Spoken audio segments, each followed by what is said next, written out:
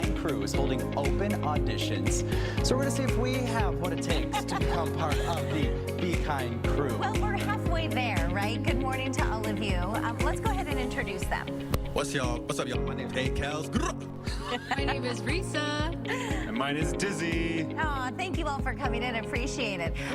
Tell us, what is Be Kind? Yeah, so Be Kind, we specialize in entertainment, education, and mentorship. We use dance and spoken word to deliver the message of what it means to be kind. We get students to take a pledge, 10 skills you follow every day. It'll spread intentional good to others. And we've seen a lot of results in after-school programs, assemblies, and so on and so forth. How did you guys get started? I think the story behind it is pretty interesting. Yeah, so the founder had a granddaughter who had special needs, saw them getting bullied in school, and wanted to do something about it. How can we thank and honor teachers and reduce that kind of behavior from students? So piloted the idea, what is it like to have somebody like a crew, like an older brother or sister going around, performing, really getting that buy-in from the students, open up their hearts to the message. So it started in 2012, piloted around cities like Harlem, Oklahoma City, Watts, saw that students loved it no matter where we were at. So we're based here in Phoenix, and we continue to see results to this day. Yeah, you're based right down the street. And Right down the street. We were chatting with you guys, and you call it edutainment because you're entertaining while you're educating.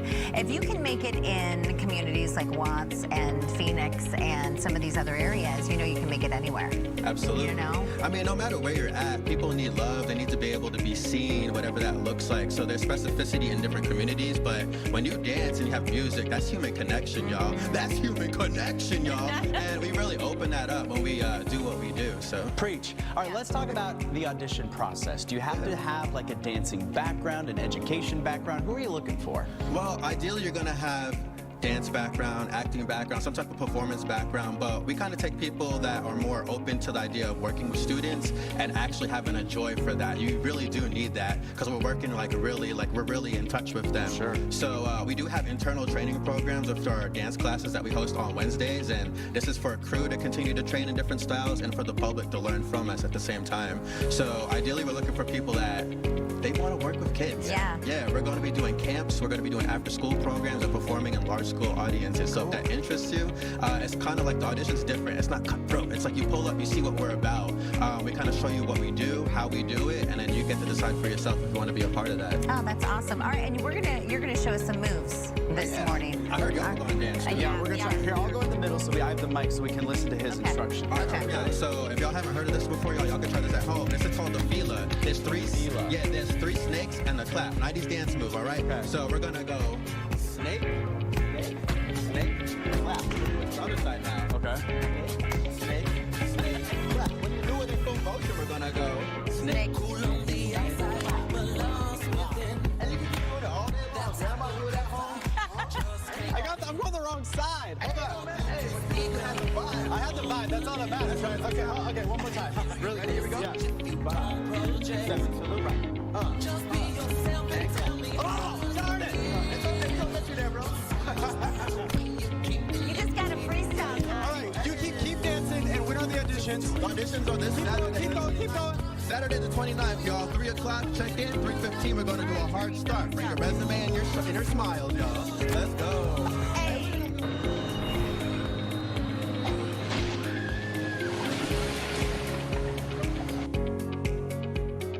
Our Elena braved the Castles and Coasters skydiver, and the thrill seeker certainly is not done yet. Elena's always up for an adventure. Oh, and she's getting paid for this.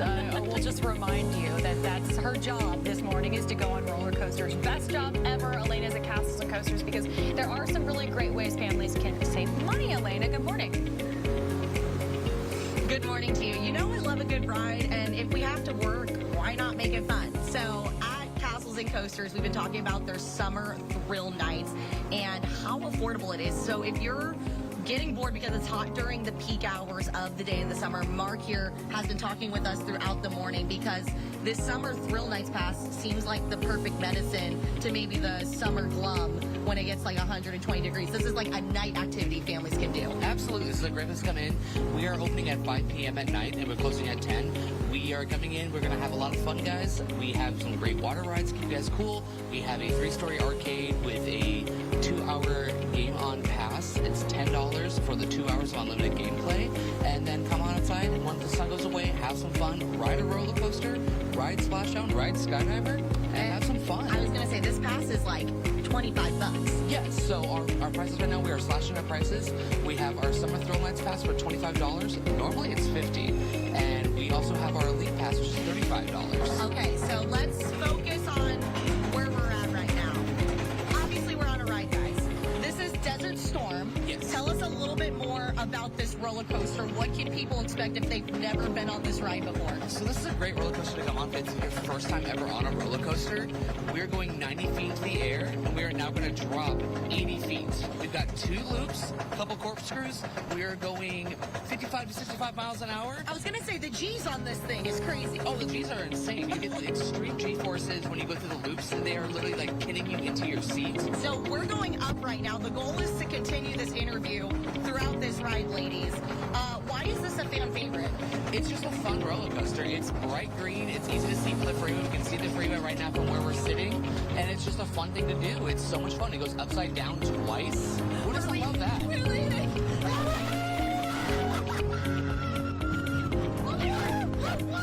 Okay, that's one. And you said there's 2 loops? Yep. Now, I'm ready to go around the corner. How many people have gone on this ride like 8 times? Well, we can... Oh my God, ladies, I can't go back to this. Is she okay?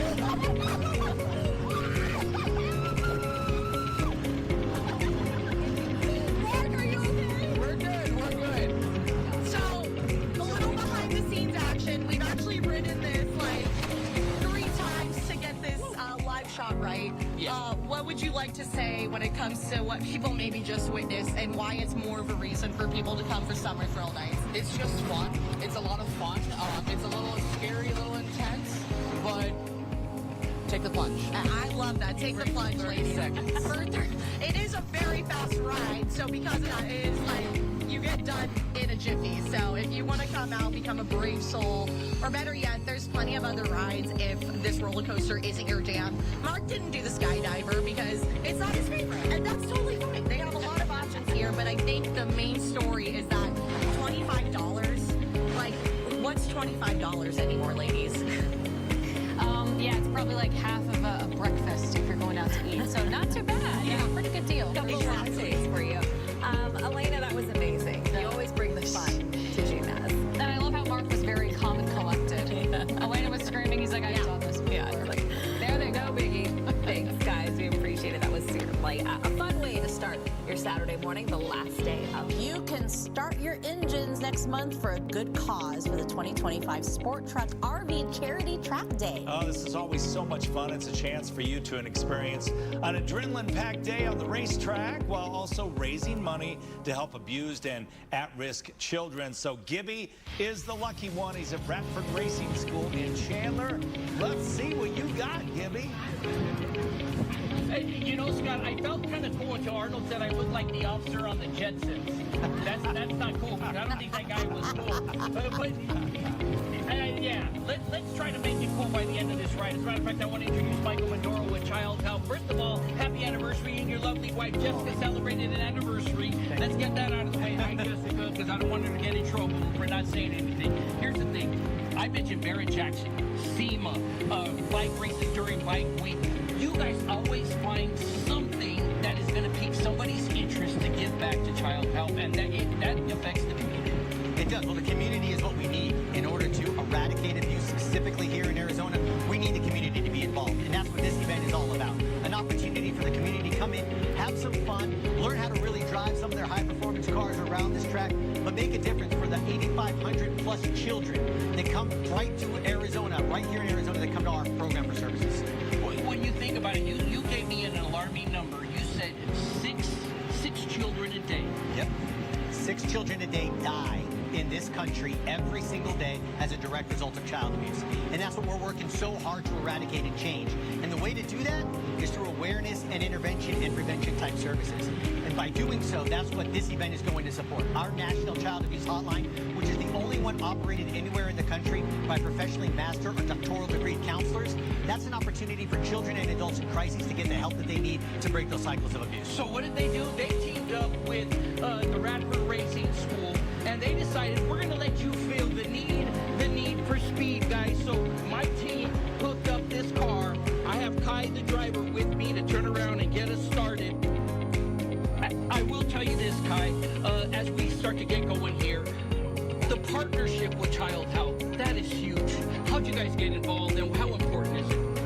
We've been involved with Child Love for many, many years. It's impactful, it's emotional, it's meaningful.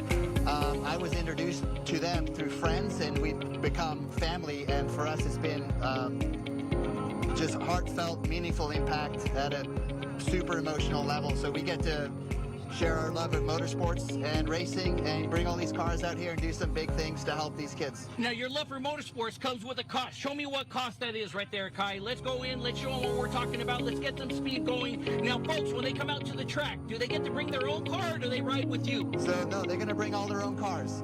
So we're going to cap it at about 60 cars. They're going to bring their own cars. They can drive at whatever comfort level they want. We're going to have professional coaches, teammates. They're all my friends that I race with. They're going to help guide you and teach you and provide information and education so that you can safely drive really, really fast around this racetrack. Okay, well, let's go really, really fast. Let's get me uncomfortable.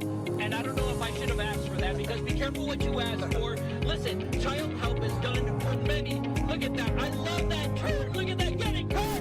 Get it. The best part about this is you get to bring your car out, Scott. You get to bring out your car, whether it's a Tesla, whatever it is you want to bring out, and you get to test this track for the best, all for a great cause. You heard the numbers. Let's stop those numbers. But better yet, I don't know. I think I'm going to pay for Kai to take me around the track. I'll never miss a live shot if Kai is driving. This is the best part right here, Kai. Let's get it. We're going for it. And then we're going to have the police chase me, too, for charity. Woo! Scott, really close this reminds me of when you were driving me the other day to get to work or down Bethany home. It looked just like this. Get after it, man. I got to tell you, they took Scott's license away. He wasn't riding with you, though. This is going to be a heart attack watching you. How do you feel? Hanging on for dear life. You feel like alive? I'm still alive. Kai is the best driver there is. This is the best part. Look at this. There is nothing like riding around and let somebody do the driver for you. If he starts an Uber business, I'm going with him every day. Like you said, forget about traffic. I went with Uber, too. So fun to throw it sideways on that curve. Gonna get airborne here. Oh, boy. Feel the car jump? Look at that.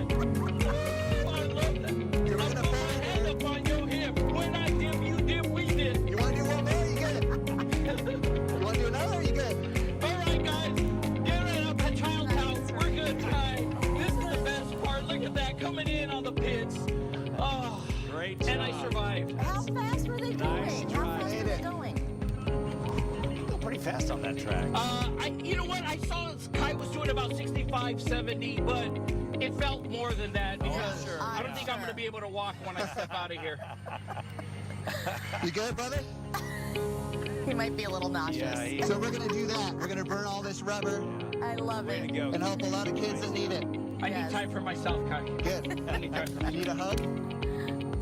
Aw, love it. Love that they're doing this. This is an amazing experience. It really is. Thank Good? you, guys. Okay.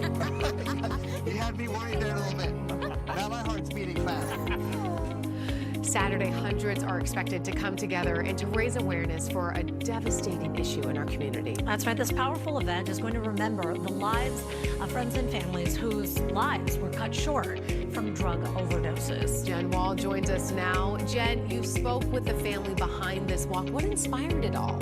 Hey, good morning to you both. So yeah, Peggy and Valerie, who both lost family members to drug overdoses, the mother and daughter-in-law pair is now showing us how they keep their loved ones' memories alive every year through this walk, while also saving more lives around the valley. Facing back-to-back unimaginable losses. I lost 2 of my children to substance abuse, as well as my son-in-law to substance abuse. And hard moments every day since. How do you get through that every day? I don't let them be forgotten. I don't let them be forgotten. I have to be strong because, I mean, there's days that I wanted to go with them, of course. But I had to be strong for my daughter-in-law, my grandkids. They count on me. Peggy Hernandez keeps her 2 sons, Jesse and Marlon, and her son-in-law's memories alive after she says all 3 died of drug overdoses. Days that I want to give up, I just hear him, you know, say, "You got this, Mom. Be strong, you got this." Peggy's daughter-in-law, Valerie, working through the heartbreak too. My brother-in-law passed away, and then 7 months later, my husband passed away. The pair deciding together they needed to do something to help Arizona families affected by substance abuse and loss. I don't think either of us expected it to be what it is today, but originally we just wanted to do something to honor them and just help other families and pretty much raise awareness, and we've gone above and beyond that for sure. Valerie and Peggy starting the J&M Walk to Fight. It raises awareness and supports families who are grieving and battling addiction. Letting them know they're not alone and there's nothing to be ashamed of. Families standing with families. What is your message to Jesse and Marlon?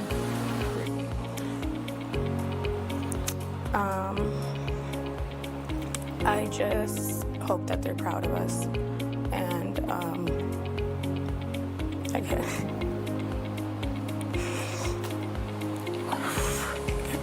can't do that one. Working towards healing. So the J&M Walk to Fight AZ is this Saturday from 10 a.m. until 3 p.m. It's at Playa Margarita Park near 35th Ave in Southern. Anyone who wants to participate is encouraged to come out. There's a car show, free food, substance abuse resources. They're also handing out Narcan, which is such a huge impact as well. It can be very helpful when you're dealing with these types of issues. So again, this Saturday, 10 a.m. to 3 p.m., guys. Okay, Jen, thank you so much. So powerful for them to share. While our military heroes fight overseas to keep us safe, many unsung heroes remain at home. And every year, a very special spouse of a military member is honored with the Armed Forces Insurance Military Spouse of the Year Award. And this year, Army wife Krista Anderson was chosen for the award in part because of her own personal story, bringing hope from tragedy after her first husband, Green Beret Staff Sergeant Michael Simpson, was killed in action in Afghanistan. There's his picture. She co-founded an organization to help veterans and other Gold Star families. And here with more is Krista Anderson, the 2018 Armed Forces Insurance Military Spouse of the Year, and her wonderful husband, who's also a hero, Gus Anderson. He's a Green Beret Master Sergeant. Thank you both for being with us. Gus, thanks for fighting for our country. Thanks for what you do for military families. What was your reaction when you got this award? Stunned. You had no idea? I had no idea. So you were at a dinner, is that right? And then they presented you with the award? At the USO Metro Gala. And I think they said there was 820 people there. And so I didn't think they called my name, actually, at first. I said, who did they say? How did you submit your name, Gus? Did you submit it, or how does that happen? Actually, another military spouse nominated me for the award, and then it goes to the base level, so I received that award, and then top 18, they choose 3 from each branch, and then the top 6, and that's us now. Well, Gus, tell me about your reaction and about your bride. I mean, I'm definitely not surprised that she won. She is an unbelievable woman, and she cares so much not only about our military community, but how our military community is developing and growing together. Because there is a huge strain on the military community with everything we do, and she supports it 100%. And the work she does for veterans and Gold Star families is absolutely unbelievable. Krista, tell us your story about your first husband, your organization, and how the two of you met. So Mike deployed in 2013. Our boys, Michael and Gabriel, were 1 and 3. And 20 days into his deployment, he while riding an ATV on the way back from a mission, rolled over an improvised explosive device. And but he lived for 5 days. I mean, the team worked tirelessly to keep him alive. Did they bring him back to the U.S.? They brought him to Germany, actually, to Landstuhl Army Medical Center, and that's where myself and his parents and siblings went to see him. And he donated his organs and saved three men's lives as well. And Gus was actually a friend of his and on his team. And I met them all 6 months later because they were so short into their deployment. So as they returned, that's when I met him. And then during that time, during the first 6 months, the military community, nonprofit, USO Metro, Green Beret Foundation, Special Ops Warriors Foundation, all of these organizations just really, they showed up, you know, and supported our family. And so I needed a way to give back to them. I was so grateful. And what I didn't realize is that when our husbands our spouses are in the armed forces, they're not just ours, they belong to our nation. And so when something happens to them, our whole nation grieves. And so they want to help. It's true. And so that's what we do. So tell us about your organization. The Unquiet Professional provides healthy and empowering opportunities for Gold Star families and veterans, really to try to help heal the wounds brought on by war. And I love to be able to connect with these families and show them that tragedy does not have to dictate the rest of their life, that their stories are not over. You know what I love about your story? You're raising Michael's sons, your stepsons now, and you get to tell them about their dad and the hero that he was. And y'all get to share stories. It's not like you can't talk about your ex-husband because it might make him upset. Y'all share that and you grieve together. I think it takes an incredible and extraordinary man to honor and support wholeheartedly the mission of, the legacy of another, and he does that every day. Gus does How long have y'all been married? Over a year. Okay, no children yet? No children. So Gus, was it love at first sight? I think Krista decided that. I told him we were going to get married. It was my idea. Tell me that story. What happened? A woman, a strong woman. Well, if it wasn't Gus, it wouldn't have been anyone, I think. And like you said, we call them daddy stories, and so he can tell those daddy stories. Not all of them are appropriate just yet, but and how are the boys doing? They're fantastic. They are fantastic. Our community is so supportive, and they're just two godly little they're boys. godly little boys. Isn't it amazing being a parent? Happy Mother's Day. Thank you. You're welcome. It's such a gift. Well, I'm so glad y'all found each other.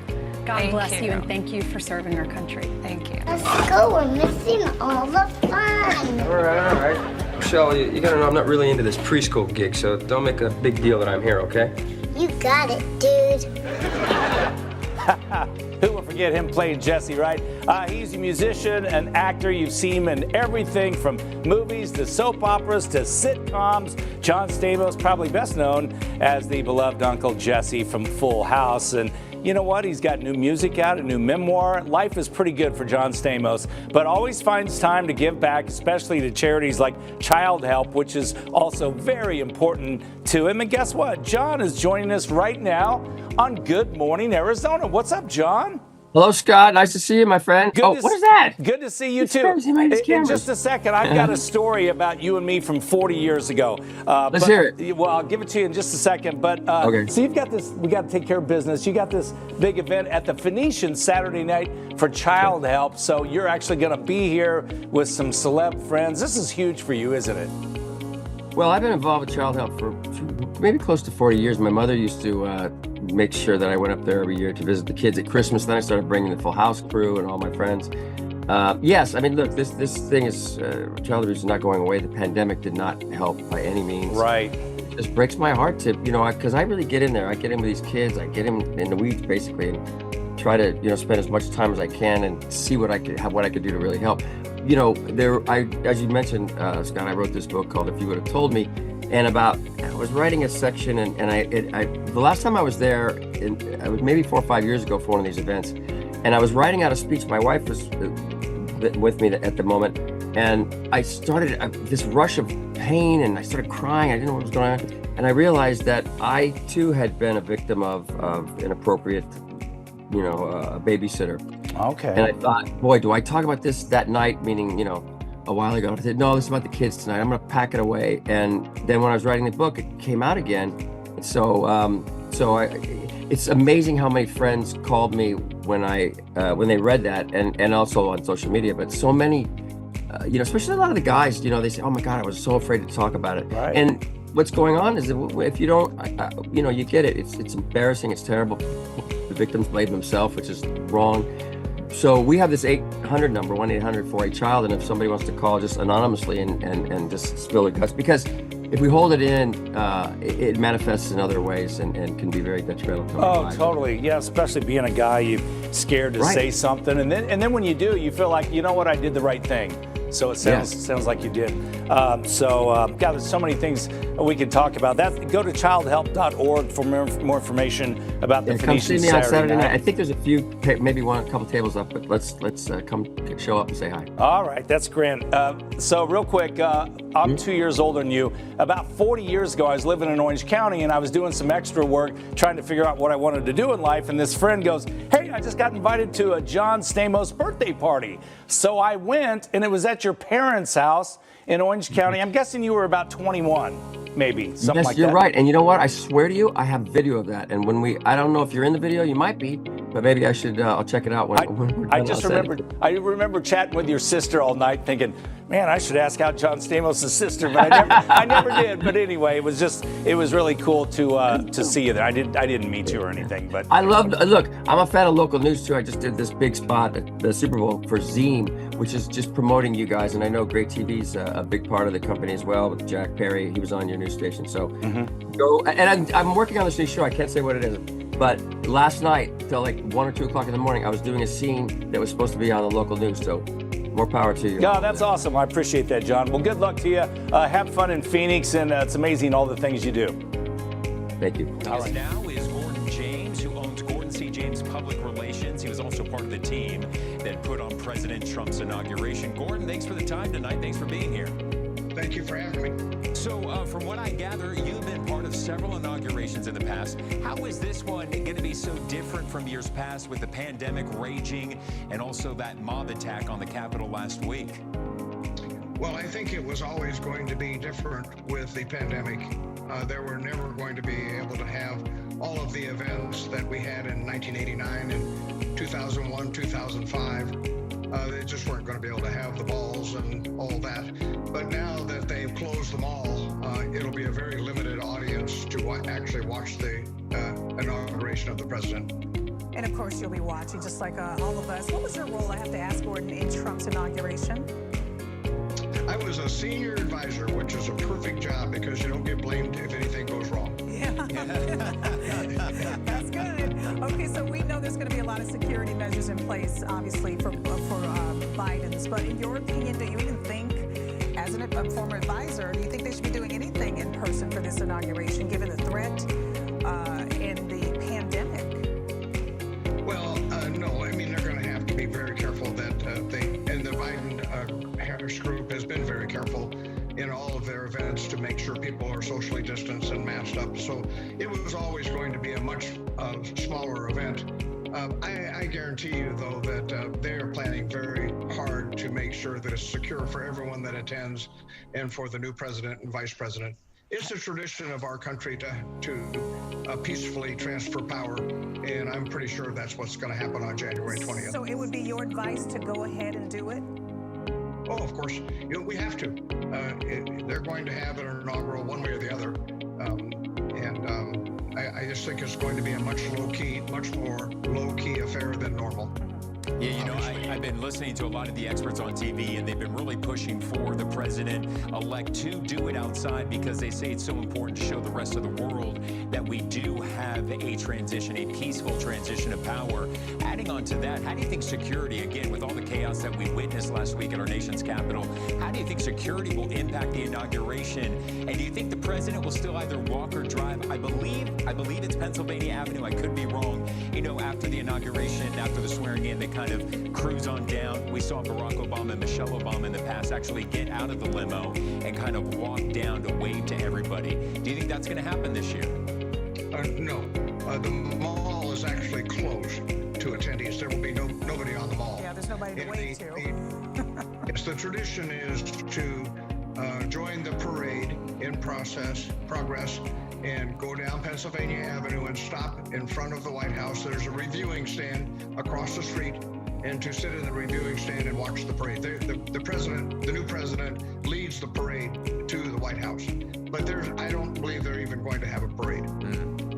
It's just That's one of my favorite parts of the inauguration. I love that part when they're kind of driving down. He's going to his new home at the White House. It's just always been one of my favorite parts.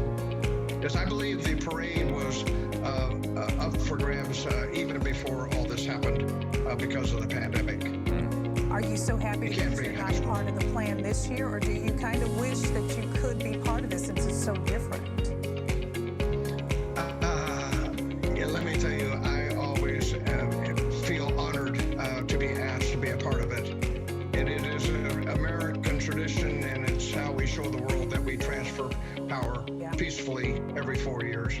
And I wish I could be there. I really do. It's really something, and it's a moving experience. Gordon, James, thank you so much for your insight tonight. That's good stuff. We appreciate you. You're welcome. Have a good night. Thanks for having me. Of course. Well, November happens to be National Alzheimer's Awareness Month, and for many Valley families facing the day-to-day challenges of dementia, sometimes the smallest tools can actually make the biggest difference. So joining us today is Lolita Trammell. She's here to share with us some gadgets that can really help reduce confusion, decrease agitation, even help prevent wandering. Lolita, good morning to you. You have such an interesting perspective because not only are you a nurse practitioner, you're a PhD, but you cared for your mom who had dementia. So good morning to you. Before we get into the practical uses of these devices, there's so many people at home who are frustrated, angry, sad, all the things when it comes to their loved one dealing with dementia. What encouragement would you give them this morning? I took care of my mom for 6 years, and she struggled with Alzheimer's disease, and I left my job. I completely gave up everything to focus on my mom. It is the most difficult disease. It seems pretty cruel that people actually get diagnosed with Alzheimer's disease. Agreed. And I want to say to people, hang in there. It's difficult, but there are tools and resources that are here to support you and to help decrease your stress. I love your perspective because you come at this from a personal standpoint, but also from a practitioner standpoint. Let's go through some of these products because these are really great ideas that can help people at home. So let's start on this side. What do you want to talk about first here? Yeah, so I will talk about this alarm clock. Okay. That's here, this digital alarm clock. Okay. It is a great tool and resource. Many people who have Alzheimer's disease forget what day of the week it is. They forget the date. And this here has a clear display of that. And so what's also great about it is that you can set it. It has 20 different reminders and 3 different ringtones. So for people who forget their doctor's appointments, this clock can go off and let you know that your doctor's appointment is coming up soon. If you need to take a bath, you can set this clock for that. If you need a reminder to take your medication, this clock can be set for that. All right, Lolita, let's quickly go through some more of these because we don't have a ton of time, but tell me, what are these? Oh, I see what you've got here. This is for an AirTag. Yes. So what are these? These are soles that hold an AirTag. Exactly, yes. These are soles that hold an AirTag. So if you have somebody who is a wanderer and you're worried about them leaving the home, you can place this in their shoe and this will let you know where they're going. Okay, got it. What is this up here? Yeah, so this one here is a door alarm. It is completely wireless. Again, if you have somebody at home who you're concerned about wandering with, this here can be used in your home. You don't need to call a handyman. It's simple to set up and easy to use. I love that. What's this down here? It looks like a remote. This is a remote controller. This can be used for any senior. It's not necessarily specific to Alzheimer's disease, but a lot of people are at home and they have this remote and they get confused with it. This here just helps you with volume, simple, channel, on and off, and that's simple. Okay, got it. This looks like a pill box of sorts. Yeah, this is a pill box with an alarm clock. It flashes and the volume gets louder with time to let you know it's time to take your medication. This device, fantastic. You said just $10. What is this? It is just $10. It is an outdoor-indoor security camera. So you see a lot of people use these with their nannies, with their children, with their pets. But this is great for a senior at home to keep an eye on them. This will let you know if somebody had a fall and you can then come and help them. Got it. Tell me what these are. I found these things to be very, very fascinating. Tell me about what these are and the function that they serve. These are great for people who like to fidget. These are fidget dogs and a fidget apron. For people who may tear tissues always feel that they need to use their hands, these are great for them. They're sensory stimulation, very tactile, very soothing, very soft. You can feel this one. Oh, yeah. It's great. And I use this one here for my mom who struggled with Alzheimer's. You want to hold it up so everybody at home can really see. There are so many different things that they can, as you say, fidget with to keep their hands busy, right? It's used to tear tissues, and this is what I gave my own mother. These are fantastic ideas. Thank you so much. You know, let's wind this up, Lolita, and speak to that person at home who's, again, caring for their loved one, especially as they go through the holidays. Maybe at Thanksgiving or at Christmas they don't remember everybody. I mean, what advice would you give to them as far as patiently getting through this time of the year? Start earlier in the day. You have to start earlier in the day. If you're taking them to events and you're taking them places, I always like to tell people, do not argue with your loved one who has Alzheimer's or any form of dementia. Keep in mind they have a disease of their brain. You're not going to win the argument, and make sure that you're living in their reality and going along with what it is they believe. I love that. Live in their reality. Lolita, thank you so much for the advice and the encouragement today. Thank you for having me. I appreciate it. We'll be right back.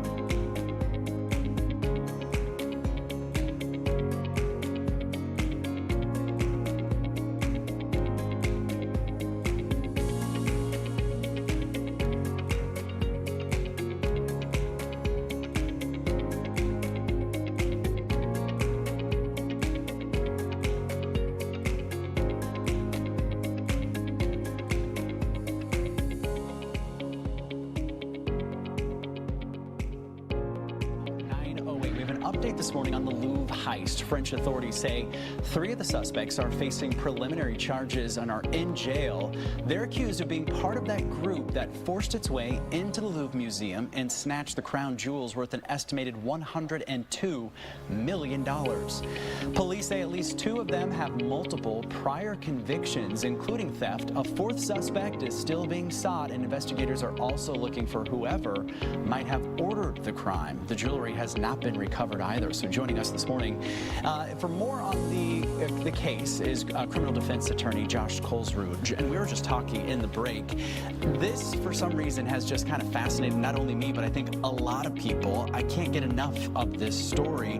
It's just so crazy. It's straight out of a movie. It is. Yeah, and one thing that people really aren't talking about is the parallel that this case is to the 2019 case where a similar robbery took place in Munich, Germany. It was called the Green Vault robbery, where Germany's crown jewels were also stolen in a very similar fashion. And the people that perpetrated that robbery, most of them haven't been apprehended. A few of them have.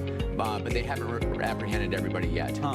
We were just talking in the break because we mentioned that the 3 of those suspects have now been arrested. But what I didn't know that you just told me is that in France, they don't have plea deals. Because I was thinking maybe 1 or 2 of these guys will then squeal on this 4th one that might still have the jewels. But you said there's no plea deal in France. Yeah, France uses something called the Napoleonic Code, which actually Louisiana uses, but no other state has that code. And in that system, there aren't traditional plea agreements. So you're not going to have the type of squealing and turning over of other potential conspirators that you would in the United States. However, they do take that information into account.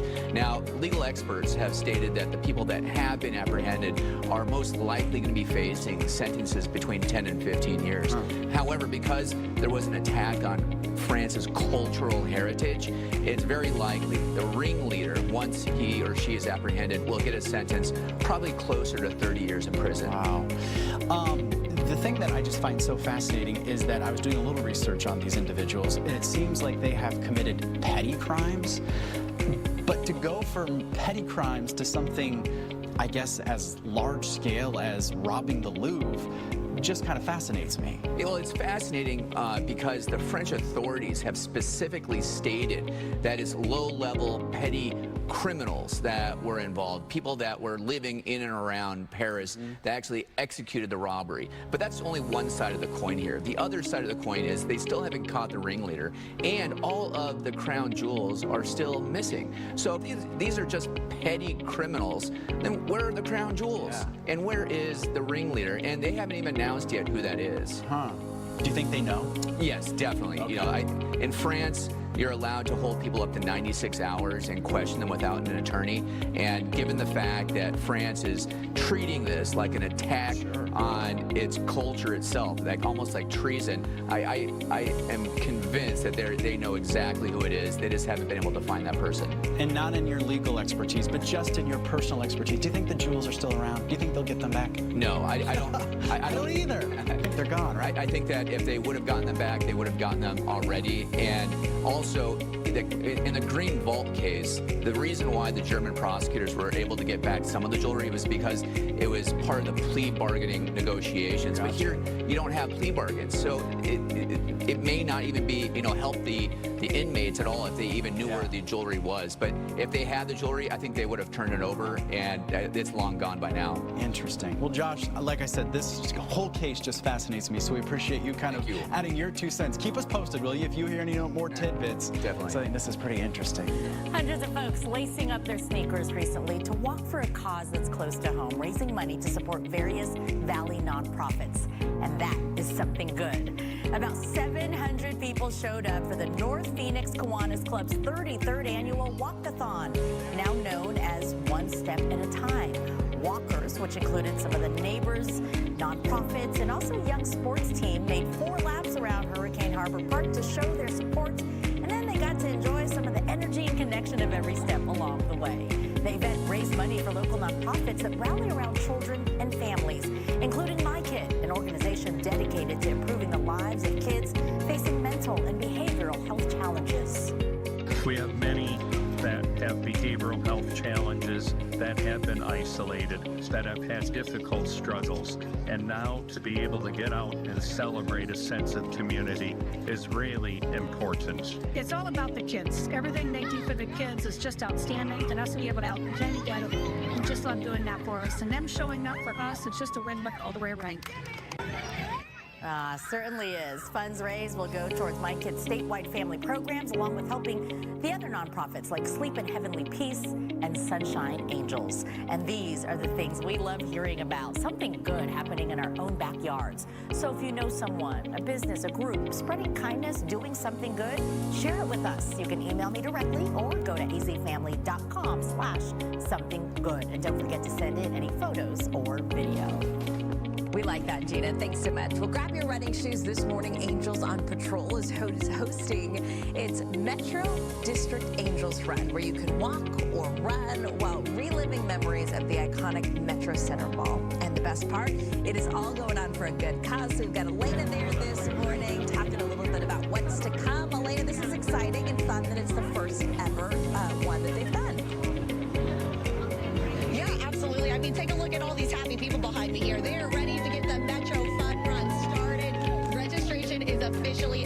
if you want to come down here, be a part of this amazing effort, now's the time to get your butts here because, you know, I know the People's Open is going on right now, but you know what the big difference is that here at the Metro Center District, there's better parking chances. So I think that's a great thing to consider, especially you can do it with your kids. So we got some people here from the Thrive Point High School. Cheryl, I mean, why'd you guys want to come out and be a part of this first ever fun ride? You know what? The community has been so great to our school, offering opportunities for speakers to come in. It's our chance to support what's in our neighborhood, and Angels on Patrol is a big part of that. Absolutely. That's why we're here, guys. This is a huge effort that goes on in the Valley. Angels on Patrol, if you don't know what it is, it's an organization that helps law enforcement officers go beyond what they do in the field. And so Max here with Angels on Patrol is representing them this morning because we talked to Captain Stutzman about his personal connection with Angels on Patrol an hour ago. Tell us, how can people help your mission? What do you guys do? Yeah, there's a lot of different ways to help. What we do is we provide resources to officers to help those in crisis. So really just new fundraising events. If you come out, support us and go on angelsonpatrol.org and donate. We love to see monthly donors, but yeah, we're trying to expand statewide and it's been a really exciting project. So we're happy to bring as many supporters as we can. Yeah, absolutely. Yeah. And then of course we got Vice Mayor Ann O'Brien with us this morning. This is your backyard, Ann. I mean, this is your home. There's so much happening here at the Metro Center District, but you know Angels on Patrol plays a huge role in your community. What do you want to tell people this morning for them to come out and be a part of this run? Oh, we want them to come out and join the run, become a donor, help to support not just our community, but the entire Valley. Angels on Patrol does such incredible things by helping kids and homeless people and young men and women, and so we really just need you to get out and help with the run and make donations. Well, and why is this the perfect location to have this run? Well, this area is being rejuvenated. As we know, the Metropolitan is being built now, and so after a very long wait, we're excited to have new homes come, retail, commercial, all kinds of jobs. So it's a very exciting time for this area. Absolutely. Let's get involved. And thank you so much for being with us this morning. So if you want to come out, registration is open. The run starts at 8. And I think I have one more selling point that can get you out here. We got an armadillo with us this morning. Come on out here, Andy. The armadillo from Texas Roadhouse. Andy, what is your sales pitch to people to come out here? Well said. Again, it starts at 8, guys. All right. Metro Fun Run! Hopefully they brought some of those rolls. Have you been to Texas Roadhouse, Elena? Have you had the rolls? Oh, yes. I've had many of those rolls. Yes. And so maybe if you come out and do the run, you'll feel good enough to get a lot of those rolls later. 100%. Good little turnout out there, and we hope that the run goes well at 8 o'clock. Thanks, Elena, for that. A St. Vincent de Paul shelter for people in need was recently graced by more than 1,000 paintings by local artist Betsy Vincent. The donation not only decorates the facility, but allows for residents to take a painting with them when they leave the shelter. We welcome Betsy Vincent to Arizona Horizon. And also with us is Julia Mathias, Associate Chief Program Officer at St. Vincent de Paul. Good to have you both here. Thank you so much for joining us. I got all sorts of questions about DePaul Manor here, but 1,000 paintings. When do you have time to sleep? I get up really early. I bet you do. I do. Why did you decide to do this? I decided to do it because I believe in the program that St. Vincent de Paul has. It's a program, not just a bowl of soup and a bed for the night. They really help people renew their lives and move on to a complete and better life. And I believe it's such a good program that I happen to be an artist who paints very happy, very bright colored paintings. And I'm very prolific because I do get up so early. Yeah. And I wanted, the gift was to me because my paintings are going to be living on for years after I am no longer with us. And I wanted to do something for the individuals as well. And I had said to one of the directors, I'd love to have a painting by each bed, and that maybe they could choose the painting they wanted. And I believe they should be allowed to take them with them when they move on. Julia, what is DePaul Manor? And talk about the facility, the services offered, and these kinds of things. Sure. So DePaul Manor is transitional housing for people who are experiencing homelessness. We call that our particular style of transitional housing an interim housing community, because interim, it's temporary. Our goal is to get everybody into permanent housing. And then the community part, because we really focus on helping people to build community while they're there, and a lot of times that community follows them when they go into housing as well. So, so this particular program, DePaul Manor, was designed for people who are either over age 55 or have a disability. And then we have also programs for people who are looking for work. So one-on-one meetings with case managers, life courses, these sorts of things to help people when they get out and transition to the community. Yeah, absolutely. Finance classes, karaoke, like lots of, anything anyone wants to come in to do to enrich people's lives and help them to build skills and move on, we love to have with us. And Betsy's paintings, how much of a change has that made? It's amazing. So our building was built only about a year ago, and it was completely blank. It was literally a blank canvas. And when Betsy heard that we needed the artwork, it immediately just elevated the space into a place of color and joy and warmth, and it's my favorite gift that we've been given. Yeah, and the idea of everyone being able to take a painting, it's true. You don't know where these are going. They have a life of their own, don't they? I want them to have a happy life of their own and to have some joy and color in their life. And, I'm still painting, and I'm going to keep painting and giving them more paintings so they can give them to the people who are moving on. Have you saved some paintings for yourself? Yes, but we have just downsized. Yes. And so now I'm in a smaller space and I don't need as many paintings for myself. but we have, I really paint a lot. And real quickly, as far as the response from people who find out that they get to take one of these paintings with them, what's it been? Oh, it's so lovely. Like, I think Betsy has some of the comments from some of our residents. We made sure to write down about just what each particular painting has meant for them. When they came to hang the paintings, one of the residents was helping them hang the painting, and so got to pick out his own painting that he wanted from the grouping. So it's been great. They love them. I was going to say that response has to be pretty heartwarming for you. It's so heartwarming. It's so heartwarming to hear. And the man who would come to pick up my paintings, moving over 1,000 paintings and getting them out of storage and out of my closets was a daunting thing to be doing. But the cooperation and the help that I got from St. Vincent de Paul was amazing, just amazing. Every other week, a van would arrive with a man named Dave, who was, I think, the man who hung the paintings. Yes. And so they just made it such a happy and easy experience for me. Well, congratulations on the donation and all your great work, and congratulations on DePaul Manor. It sounds like things are going well there, and great part because everyone gets a painting when they go. It's good to have you both here. Thank you. Devastating floods in Texas, war across the world.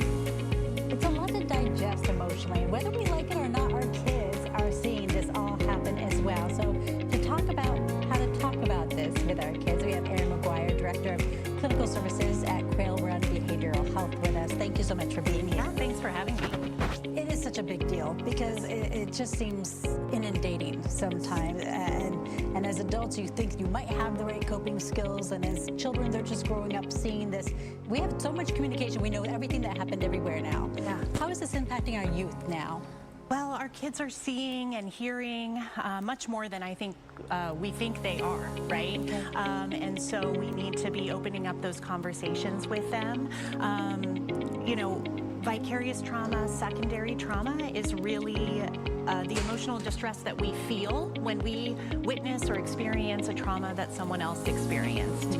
And that can be really devastating if we don't take care of it.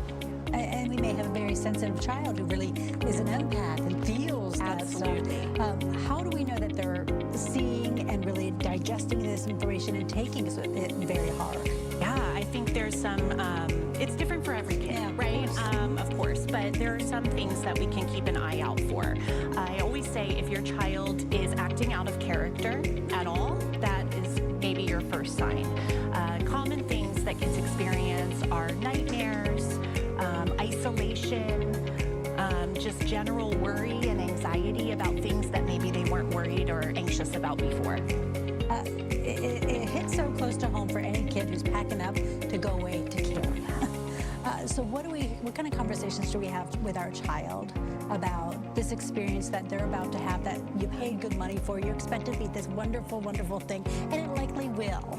But that fear right now because of this thing that happened in Texas. Yeah, I think we ask questions, ask open-ended questions to our kids. What have they seen about it? How are they feeling about going to camp after maybe seeing some of the news footage about what happened in Texas?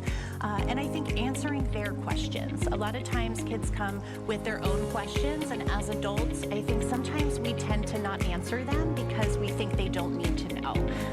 But they already know, and they need our help and guidance to process those feelings and to feel safe. So opening those conversations. It's hard to have a conversation with a kid about something like that. How do we get that started? I think we start by opening that door by asking them, what they've seen or heard about what was going on. About the floods? Yeah. What have you seen about it? Have you seen anything on the news? Has anybody at school or in your friend group talked about it? And if they say no, we can just go on to our general conversation about safety.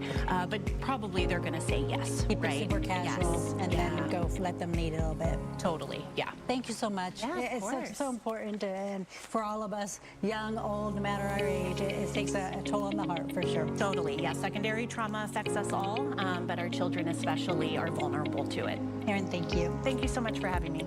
Hey, Paul. All right. Hey, JB. First alert weather day today. Watching the best Fox 10 News.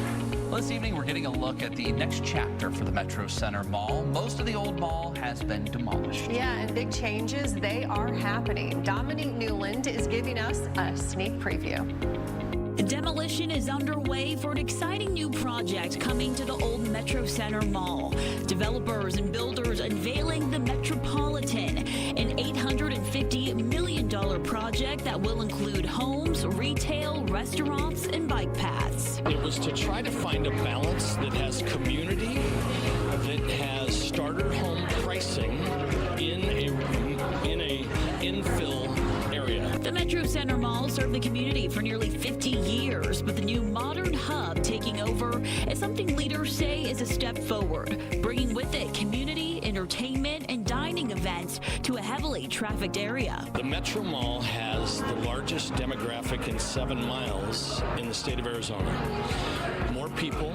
You got a I-17, if you've ever been on that, 325,000 vehicles a day. The city of Phoenix, Concord, Wilshire, and Diversified Partners unveiled new renderings of what that finished project will look like. At the center will be an outdoor retail lifestyle center called The Loop with a 2-acre park plaza. Unfortunately, as we all know, malls have gone by the wayside, and so this project brings back all of those things I just told you about and will make this the gem of Phoenix like it was before. Developers say they're a year ahead of schedule. Construction starts April 1st, 2026. For Fox 10 News, I'm Dominique Newland. Valley, what can you say about that? Be careful out there, folks. In less than 3 hours, the Phoenix Mercury are going to take on the Indiana Fever, as we've been telling you, right here at home at the Footprint Center. And one group is giving kids the opportunity to not just watch the goat versus the rook, but also help someone in need. So Elena, she is on the story this morning. She is live in Phoenix with more on the... Oh, we got to move on. We got to move. We're blocking you. You are live this morning with the Be Kind Cruise Mercury watch party today. You know what's funny, Elena,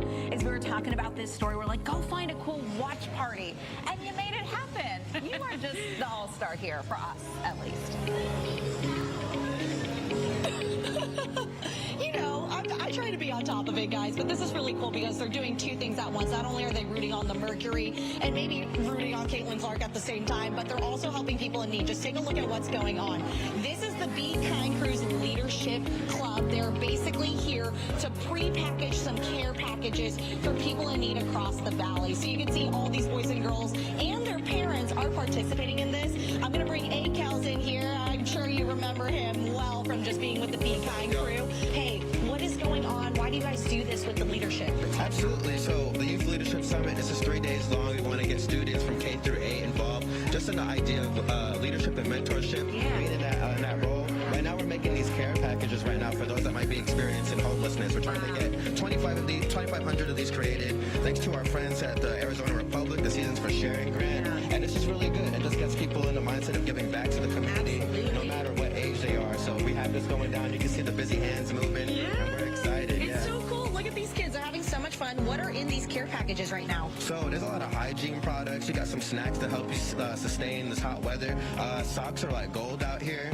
And then you got like a miniature bag just to carry your belongings. So something just to get people moving a little bit longer. Absolutely. And so this is actually not your first care packaging event, if you will. You did one earlier, and this is actually a reward for your group, the watch party. How fun is that? Yeah, the watch party is going to be awesome. We're going to watch the Indiana Fever game. You know, that's going to be a really a highlight. It's anticipated. Yeah. We got the GOAT, Diana Taurasi versus the Rook, they call it. Caitlin Clark. There's a lot of media attention on this, and it's going to be good. We're excited to see it. Yeah, absolutely. So thank you so much. I'm going to go down the line here because I want to catch some of the action here. Hey, dude, I've been watching you all morning, and you look like you have been having so much fun. Tell me, why do you like doing the Leadership Summit with Be Kind?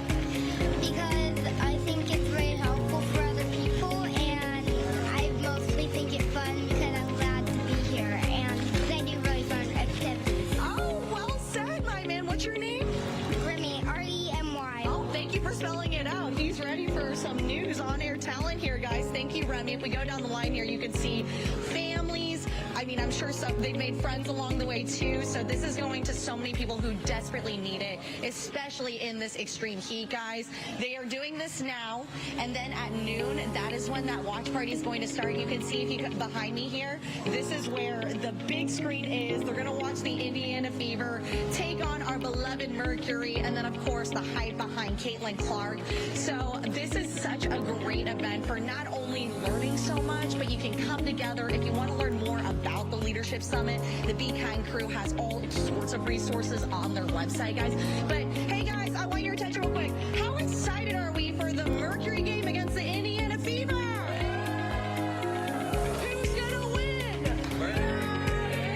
But who likes Caitlin Clark? All right. Today is the start of Navy Week in Phoenix. The program brings in dozens of sailors from across the nation to get involved in the community and showcase their work of the Navy. The USS Arizona Legacy Foundation is celebrating by honoring the USS Arizona battleship and keeping its history alive with a new warship. So we have lots to discuss here. Tanya Wheelis is the president and CEO of the USS Arizona Legacy Foundation. Captain Thomas Deegan is the USS Arizona Submarine Commanding Officer. Hello, you two. Hello. Thank you for being here. Great to be here, Jamie. Thank you. Talk to me about what's going on with the foundation and the USS Arizona battleship. Yes, so the foundation is serving as the commissioning committee for this new submarine. So as we look to engage the state, we're going to be going all around to tell the story of Commander Deegan and his crew. But we also, Jamie, are focused on educating people about Pearl Harbor and the battleship and what happened on December 7th, and of course, supporting our crew. So we're excited to kick it off with our big launch today and have the crew in town for Navy Week. So you said launch today. What's happening today? So today we're doing a big event at the Arizona Historical Society, and Commander Deegan will be one of our featured speakers. It's a completely sold out event, which is exciting, but we're really going to be telling the story of Arizona's past and future, and again, starting that process of engaging the community with what we're doing. All right, Captain Deegan, you're at the submarine. Tell me about the submarine. What's going on? We're at PC, or the future USS Arizona, SSN 803. We're based out of Groton, Connecticut, because that's where we're still in the construction phase. But it's going to take a few years to get underway, which is to add to sea and become the actual active warship. But it's important for us to take a piece at a time as Electric Boat, the lead contractor, gets it ready. So it's really unique to be a part of a submarine, especially in the new construction phase. A lot of the crew has a lot of experience just being, multiple deployments. Myself, multiple deployments. This is my 4th submarine. So this is a unique challenge to get into the construction phase. I mean, it's hard to wrap your head around being in a submarine, and that's where you're post is. Walk me through when you got into the Navy, where you went. You said this is your 4th submarine. Yeah, it's joined the Navy, got commissioned through the NROTC program, and just did after the initial training pipeline that we all do. You get to your first boat, and for me, we did two deployments in the Central Command in the Middle East kind of area, and then the European theater after that. So it's a lot of underway time, which is really good. Lots of good training. That's really just all operational tours, for example. That's just my example. But we're everywhere. We're all over the world. We deploy all over the world. Just defending freedom and democracy for America, right? We appreciate that very much. And what is it? Is there something that surprises you about being underwater for so long in that way? No, it's we're not limited. We're nuclear power warships. We're only limited by food and the health of the crew, kind of thing. So important. Absolutely, yeah. Right. But we make our own power. We make our own air. We make our own water. Wow, that's pretty amazing. I mean, the technology that goes into these, Jamie, it's incredible. In their self-sustaining. And one of the things that I think is so neat that captures the imagination is, unlike surface ships, they're underwater. You don't see them. So there's a mystery, I think, to submarines, and that's part of their power and lethality, is you never know where they are or what they're doing. And Captain Deegan is being modest, but I mean, the warship he's going to be commanding is going to be one of the most lethal in the Navy, and really incredible with its ability to carry Tomahawk missiles and move around Navy SEALs, and just not to steal your thunder, but you don't brag it up. Yes, she's doing good bragging on it. She's like, well, yeah, we do that. Yeah, we're special for 3 main reasons. One, the great state of Arizona, which is this is our first namesake visit to Arizona. We stood up in 2023, the command, and now it's a beautiful state. We've been here a full 24 hours now for Navy Week Phoenix, which is fantastic.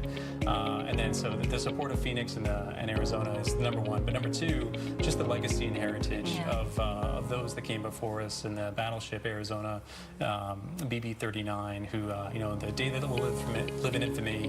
1,177 people died on board Arizona that day, and to be associated by name, we're the next warship named Arizona since then. It's been over 82 years, and it's very special. And we're also the third thing is we're a special submarine. We're a little longer than the rest of the Virginia fast attack submarines. So it adds 4 missile tubes of 28 Tomahawk missiles, and so it triples the lethality of a fast attack submarine. Yeah, told you, and you're in charge of the submarine. Yeah. I'm glad you're here to help Brad. I mean, somebody's got to tell the story, but it's incredible. And the crew that we have with us, I mean, they're the brightest and the sharpest of the Navy. And so we're fortunate as a foundation. We get to support them, interact with them, learn from them. And it's just exciting to be along on the adventure. What are your favorite things about being in the Navy? I think just seeing the world, right? Like you're in a tour for a few years, and then you have the opportunity to kind of here's a slate, where do you want to go? Yeah. Or even when you're in the tour, hey, the port calls or the visiting areas that you have to do, the places you have to train, and it's really just and the people. It's all people from all over America. It's we're your Navy, America's Navy, and it's just everybody on board. It's from all 50 states, kind of stuff. Although right now we're still waiting for our first Arizona sailor to show up from Arizona, and we don't have one yet, but they'll be coming soon. Coming soon. Yeah. Well, thank you so much for being here. Thank you for serving our country with this incredible submarine. You went most lethal? Is that's how I put it. Thank you for having us. Tanya. We have much more information on the USS Arizona Legacy Foundation and the events going on for Phoenix Navy Week. There on our website, azfamily.com, or download our free news app and visit the Scene on TV tab. Still Thank You time now, 8:14. A Valley organization that helps kids in foster care is looking for a few good men. Court-appointed special advocates, or CASA, is in need of male volunteers. So joining us this morning is Brad Tebow. He's an attorney who also volunteers with CASA. So Brad, good morning. Thanks so much for taking the time to talk to us. Well, good morning. Thank you so much for the opportunity. Brad, let's start at the very beginning. For people that maybe are not kind of aware of what CASA is, can you kind of give us a background on what that organization is all about and what they do? Well, put simply, there are really 2 roles. First is we are the eyes and ears for the court. And we actually are appointed by the court to serve in that role. Second would be we get to make a personal relationship with the youngster so that we know all the challenges, all the essentials of their life, so that we can assist the court with good information to make excellent decisions for that child. So basically, you're kind of working on behalf of that child's best interest, correct? That's all we're working for, and it's the best interest of the child that we advocate for. And how many, I guess, of these kids in foster care would you have as a CASA volunteer? Does it just depend? Usually, and for most CASAs, it's just one. And I think to make a good contrast, the professionals in that industry, in the child welfare industry, are really overburdened. And many of the professionals deal with 60, 70 children at a time. And they really can't spend a whole lot of time get to know the child as well as the CASA can. That's what makes us so important. Yeah, and I was doing my research here. I was reading this, and I think this is so important. More than half of Arizona's foster kids are boys, but right now only 25% of CASA volunteers are men, and that's why you're hoping to have more men volunteer their time to be a CASA volunteer. I need help, John. And why is it so important for these individuals, these kids in foster care, to have maybe a male role model? Well, you know, so many of these youngsters may not have had a father in the home or a man, you know, helping guide them forward. You know, they've been removed from their homes. It's a very stressful time. Sure.